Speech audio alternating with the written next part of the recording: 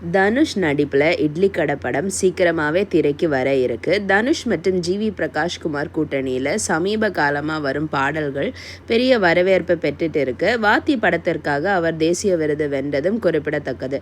தற்போது தனுஷ் இயக்கி நடிச்சிட்டு இருக்கிற இட்லி கடை படத்திற்கு ஜிவி பிரகாஷ்குமார் தான் இசை அமைச்சிட்டு இருக்காரு.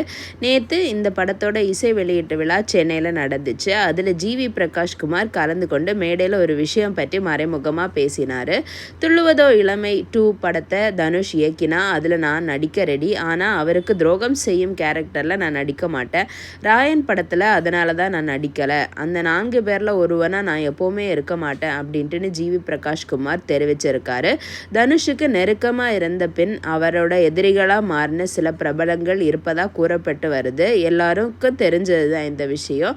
அந்த லிஸ்ட் பற்றி தான் ஜிவி பிரகாஷ்குமார் இப்போ பேசியிருக்காரு அப்படின்ட்டுன்னு மறைமுகமாக நெட்டிசன்கள் வந்துட்டு தெரிவிச்சிட்டு இருக்காங்க. இதை பற்றி உங்கள் கருத்து என்ன அப்படிங்கிறத கமெண்ட் செக்ஷனில் சொல்லுங்கள். நன்றி.